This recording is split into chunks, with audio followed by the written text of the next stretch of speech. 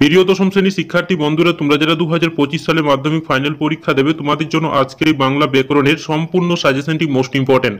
তোমরা জানো যে 2025 সালে তোমাদের জীবনে সবচেয়ে বড় পরীক্ষা দেবে এবং এই পরীক্ষাটি তোমাদের জীবন নির্ধারণ করে যে তোমরা কোন পথে এগোবে। তাই 100% কমন পাওয়ার জন্য সাকসেস কি 100% A to Z YouTube channel subscribe করে নাও, যাতে পরবর্তীকালে ভিডিওর নোটিফিকেশন সবার প্রথমে পেয়ে যাও। দেখো, তোমাদের জন্য আমরা আজকে যে প্রশ্নগুলো রেখেছি, কেবলমাত্র তোমরা যদি এই প্রশ্নগুলো অভ্যাস করো, তোমরা দেখবে এখান থেকে 100% হুবহু কমন পেয়ে যাবে। এর বাইরে থেকে তোমাদের অন্য কোনো প্রশ্ন অভ্যাস করতে হবে না, কারণ এই প্রশ্নগুলো আমরা খুব বাছাই ছাঁটাই করে রেখেছি। তোমরা এই প্রশ্নগুলো কেবলমাত্র অভ্যাস করবে, তোমরা দেখবে টেস্ট ও ফাইনাল পরীক্ষাতে 100% হুবহু কমন পেয়ে যাবে। তো দেখে নাও প্রথম দাগের প্রশ্নটি, তির্যক বিভক্তি কাকে বলে? দেখো, যে বিভক্তি চিহ্ন একাধিক কারকে প্রযুক্ত হয় তাকে তির্যক বিভক্তি বলে, যেমন কে, তে, এ ইত্যাদি। এই প্রশ্নটি কিন্তু খুব গুরুত্বপূর্ণ প্রশ্ন, মোস্ট ইম্পর্টেন্ট। কর্ম কর্তৃবাচ্য কাকে বলে? যে বাচ্য কর্তা অনুপস্থিত থাকে এবং কর্মই কর্তারূপে প্রতীয়মান হয় তাকে কর্ম কর্তৃবাচ্য বলে, যেমন ঘন্টা বাজে। এই প্রশ্নটি কিন্তু খুব গুরুত্বপূর্ণ প্রশ্ন, মোস্ট ইম্পর্টেন্ট। অকারক কাকে বলে? যে পদগুলির সঙ্গে ক্রিয়াপদের কোনো অন্যয় বা সম্বন্ধ নেই। নাম পদের সঙ্গে এদের সম্বন্ধ, ক্রিয়াপদের সঙ্গে অন্যয় নেই বলে এগুলোকে কারক বলা যায় না, এগুলিকে অকারক বলে। Most important. সম্বন্ধ পদ কারক নয় কেন? দেখো, সম্বন্ধ পদ কারক নয়, অকারক। কারণ ক্রিয়াপদের সাথে বিশেষ্য বা সর্বনাম পদে সরাসরি সম্পর্ককে কারক বলে, কিন্তু ক্রিয়াপদের সাথে সম্বন্ধ পদে সরাসরি সম্পর্ক থাকে না, তাই সম্বন্ধ পদ কারক নয়। মোস্ট ইম্পর্টেন্ট এই প্রশ্নটিও। তারপরে দেখো, নির্দেশক বাক্য কাকে বলে? যে বাক্য সাধারণভাবে কোনো কিছুর বর্ণনা বা বিবৃতি থাকে তাকে নির্দেশক বাক্য বলে। উদাহরণ, শীতকালে ঠান্ডা লাগে, আমি দশম শ্রেণীতে পড়ি। এই প্রশ্নটিও কিন্তু খুব গুরুত্বপূর্ণ প্রশ্ন। অনুসর্গ ও বিভক্তির একটি পার্থক্য লেখা। দেখো, অনুসর্গের স্বাধীন অর্থ ও স্বাধীন ব্যবহার আছে, কিন্তু বিভক্তির স্বাধীন অর্থ ও স্বাধীন ব্যবহার নেই। Most important. নিত্য সমাস কাকে বলে? উদাহরণ দাও। যে সমাসের বেশ বাক্য হয় না অথবা বেশ বাক্য গঠনের জন্য অন্য পদের প্রয়োজন হয় তাকে নিত্য সমাস বলে। উদাহরণ, গ্রামান্তর। মোস্ট ইম্পর্টেন্ট, 100% কমনযোগ্য প্রশ্ন, খুব গুরুত্বপূর্ণ। তারপরে দেখো, 8 দাগের প্রশ্নটি মোস্ট ইম্পর্টেন্ট। সমধাতুজ কর্ম কাকে বলে? একই ধাতু থেকে কোনো বাক্যের কর্ম ও ক্রিয়ার উৎপন্ন হয় তাকে সমধাতুজ কর্ম বলে। Most important. দ্বিগু বা অব্যয়ীভাব সমাস কাকে বলে? পুরোপদের অর্থ প্রাধান্য পায় যে সকল সমাসে তাকে দ্বিগু বা অব্যয়ীভাব সমাস বলে। এই প্রশ্নটিও কিন্তু খুব গুরুত্বপূর্ণ প্রশ্ন। তারপরে দেখো, 10 দাগে সমাস ও সন্ধির দুটি পার্থক্য নির্দেশ করো। দেখো, সমাস পরস্পরের অর্থ সঙ্গতি পূর্ণ দুই বা ততোধিক পদ মিলে এক পদে পরিণত হওয়াকে সমাস বলে। সন্ধি দেখো, পাশাপাশি দুটি ধ্বনির মিলনকে বা বর্ণের মিলনকে সন্ধি বলে। Most important. তারপরে দেখো, ইন্দ্রজিৎ শব্দটির বেশ বাক্য সহ সমাসের নাম লেখো। দেখো, বেশ বাক্য, ইন্দ্রকে জয় করেছেন যিনি, সমান ইন্দ্রজিৎ। সমাস হবে উপপদ তৎপুরুষ সমাস। মোস্ট ইম্পর্টেন্ট প্রশ্ন এই প্রশ্নগুলো। তারপরে দেখো, এমসিকিউ প্রশ্নগুলো রয়েছে, খুব গুরুত্বপূর্ণ প্রশ্নগুলো আমরা তোমাদের সামনে রেখেছি। কেবলমাত্র তোমরা যদি এই প্রশ্নগুলো অভ্যাস করো, তোমরা দেখবে এখান থেকে 100% হুবহু কমন পেয়ে যাবে। তো দেখো, বিভক্তি কি? দেখো, সঠিক উত্তরটি হবে শব্দের পরে যুক্ত হয়ে বসে। তারপরে দেখো, কর্মধারী সমাসের প্রাধান্য থাকে পরপদের অর্থের। Most important. আমরা ভিখারি 12 মাস, আমরাপত্তি সমাস হলো দ্বন্দ্ব সমাস। Most important. তারপরে দেখো, দিব্য একখানি দিবানিদ্রা দিচ্ছিলেন, দিবানিদ্রা পত্তি কি? তো দেখো, সঠিক উত্তরটি হবে মধ্যপদলোপী কর্মধারী সমাস। Most important. হিসাবের সঙ্গে কুস্তি লড়তে তো একেবারেই গোরাজি, নিম্নরেখা পত্তি কোন সমাসের উদাহরণ? সঠিক উত্তরটি হবে নং তৎপুরুষ সমাস। Most important. ধাতু বিভক্তির আরেকটি নাম কি? তো দেখো, সঠিক উত্তরটি হবে অপশন ঘ, ক্রিয়া বিভক্তি। ক্রিয়ার আধানকে কি বলা হয়? সঠিক উত্তরটি হবে অপশন ক, অধিকরণ কারক। সূর্য উঠলে আমরা রওনা দেব রেখাঙ্কিত পদটি হলো অপশন খ, নিরপেক্ষ কর্তা। অনুসর্গের অপর নাম কি? সঠিক উত্তরটি হবে পরসর্গ। সমাস শব্দের অর্থ কি? সংক্ষেপ। Most important. নিম্নলিখিত কোন সমাসবদ্ধ পদটি দ্বিগু সমাসের অন্তর্গত? সঠিক উত্তরটি হবে তেপান্তর। Most important. নিচের কোনটি নিত্য সমাসের দৃষ্টান্ত? সঠিক উত্তরটি হবে লেশমাত্র। ক্ষুদ্রতা অর্থে অব্যয়ভাব সমাস কোনটি? উপভাষা।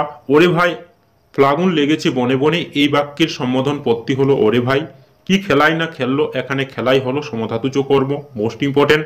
সোনার চামচ, এখানে কি ধরনের সম্বন্ধ আছে?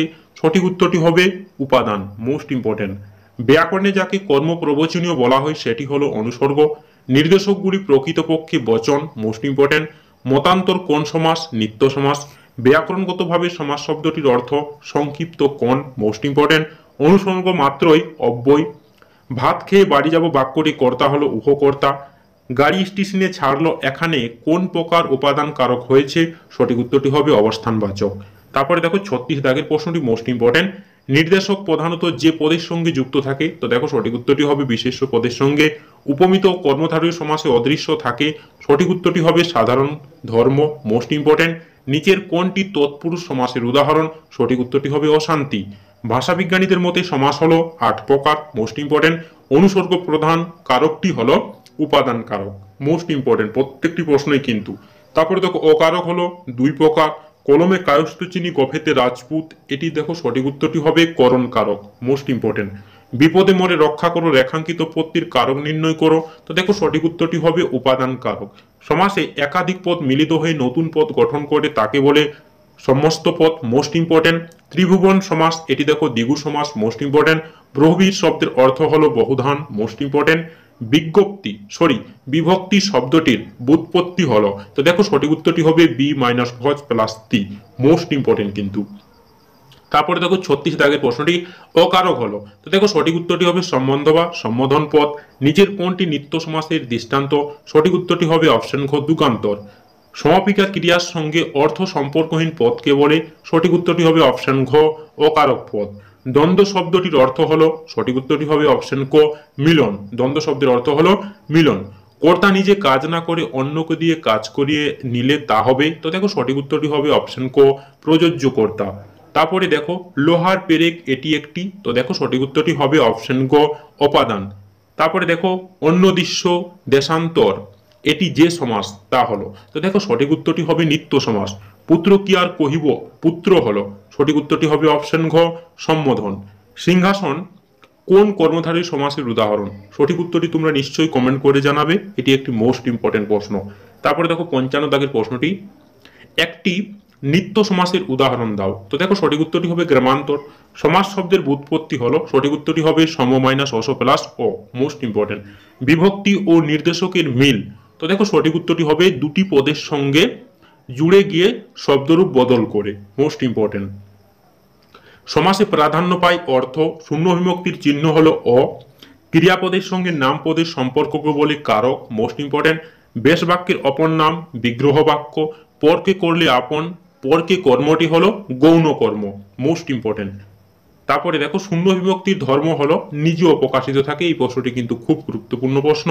তারপরে দেখো কহিলা রাক্ষসপতি, রাক্ষসপতি পত্তি যে সমাসের উদাহরণ তা হলো, তো দেখো সঠিক উত্তরটি হবে সম্বন্ধ তৎপুরুষ। রাজার রাজা যুদ্ধ হয় এই বাক্যের কর্তাটি হলো, তো দেখো সঠিক উত্তরটি হবে বেতিহার কর্তা। উপনগরী সমাসটি গড়ে উঠেছে সাদৃশ্য অর্থে, মোস্ট ইম্পর্টেন্ট। উপমান ও উপময়ের মধ্যে অভেদ কল্পনা যে সমাসের বৈশিষ্ট্য তা হলো রূপক কর্মধারয় সমাস, মোস্ট ইম্পর্টেন্ট। আজকের দিনটা বেশ কাটলো, গঠনগত দিক থেকে বাক্যটি হলো সরল বাক্য, মোস্ট ইম্পর্টেন্ট। সে সারাদিন খুব পরিশ্রম করে গভীর রাতে ফিরলো, এই বাক্যটি নিম্নরেখা পত্তি হলো, তো দেখো সঠিক উত্তরটি হবে অপশন ঘ বিধেয়ের সম্প্রসারণ, মোস্ট ইম্পর্টেন্ট। আজ কি তোমার বাজার যাওয়া হয়নি, আজ কি তুমি বাজার যাওনি, এই বাক্যের পরিবর্তনটি হলো, তো দেখো সঠিক উত্তরটি হবে ভাববাচ্য থেকে কর্তৃবাচ্য পরিবর্তনের উদাহরণ, মোস্ট ইম্পর্টেন্ট। বাঁশি বাজে এটি একটি অসম্পাদক কর্তৃবাচ্য, মোস্ট ইম্পর্টেন্ট। তারপরে দেখো আমি মহারাজ নই, আমি এই সৃষ্টির মধ্যে এক কণা ধুলি, এটি কোন শ্রেণীর বাক্য, তো দেখো সঠিক উত্তরটি হবে যৌগিক বাক্য।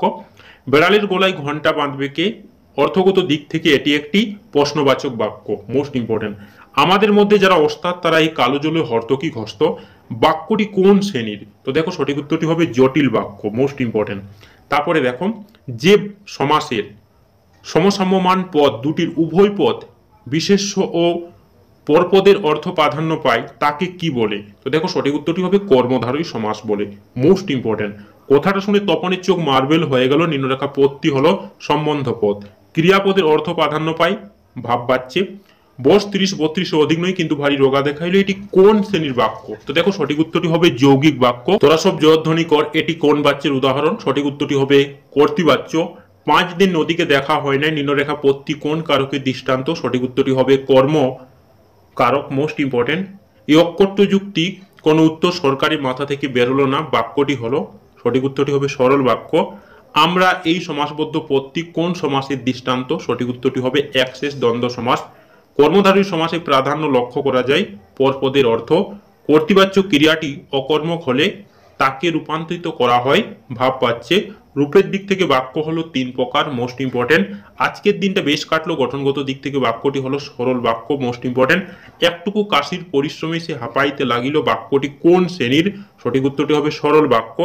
হাই মোর এমন দশা কে করিল, এটি কোন ধরনের বাক্য? সঠিক উত্তরটি হবে বিস্ময় সূচক বাক্য। বাক্য নির্মাণের শর্ত হলো 3টি, মোস্ট ইম্পর্টেন্ট।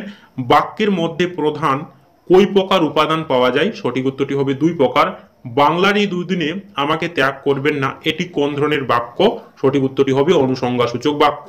আমাদের মধ্যে যারা ওস্তাদ তারা এই কালো জলে হর্তকি ঘস্ত, বাক্যটি কোন শ্রেণীর? সঠিক উত্তরটি হবে জটিল বাক্য। বাক্যে রূপান্তর করতে হয় অর্থ পরিবর্তন না করে। উভয় পদের অর্থ প্রাধান্য পায় দ্বন্দ্ব সমাসে। যে সমাসের পূর্বপদের বিভক্তি চিহ্ন লোপ পায় তা হলো আলোপ সমাস। দ্বিগু শব্দের সাধারণ অর্থ, তো দেখো সঠিক উত্তরটি হবে দুটি গরু। বেশ বাক্য সহ একটি দ্বন্দ্ব সমাসের উদাহরণ দাও। সঠিক উত্তরটি হবে পিতা ও মাতা। বেশ বাক্য সমান পিতা। এখন দেখো দ্বন্দ্ব সমাস, মোস্ট ইম্পর্টেন্ট কিন্তু। তারপরে দেখো মেঘে ঢাকা। মেঘ ঢাকা শব্দটির বেশ বাক্য সহ সমাস উল্লেখ করো। তো দেখো সঠিক উত্তরটি হবে মেঘ দ্বারা ঢাকা। বেশ বাক্য সমান মেঘে ঢাকা, করণ তৎপুরুষ, মোস্ট ইম্পর্টেন্ট কিন্তু এই প্রশ্নটিও। তারপরে দেখো ঠিক হিসাবের মতো জামাটি না পেয়ে স্কুলে যাবে না, যৌগিক বাক্যে পরিবর্তন করো। সঠিক উত্তরটি হবে ঠিক হিসাবের মতো জামাটি না পেলে ও স্কুলে যাবে না। এই প্রশ্নটিও কিন্তু খুব গুরুত্বপূর্ণ। তো দেখো আমরা আর এই প্রশ্নগুলো পড়ছি না, নিচে তোমাদের ডিসক্রিপশনে লিঙ্ক দেওয়া রয়েছে, সেখান থেকে চাইলে তোমরা এটি ডাউনলোড করে নিতে পারবে। তো এই প্রশ্নগুলো তোমরা কেবলমাত্র অভ্যাস করবে, তোমরা দেখবে এখান থেকে 100% হুবহু কমন পেয়ে যাবে। কারণ এই প্রশ্নগুলো মোস্ট ইম্পর্টেন্ট প্রশ্ন, খুব গুরুত্বপূর্ণ প্রশ্ন। তোমরা কেবলমাত্র এই প্রশ্নগুলো অভ্যাস করো, তোমরা দেখবে এখান থেকে হুবহু কমন পেয়ে যাবে। এবং ভিডিওটি যদি তোমাদের ভালো লেগে থাকে তাহলে চ্যানেলটাকে নিশ্চয়ই সাবস্ক্রাইব করে দেবে এবং লাইক করতে নিশ্চয়ই ভুলবে না। ধন্যবাদ। দেখে নাও।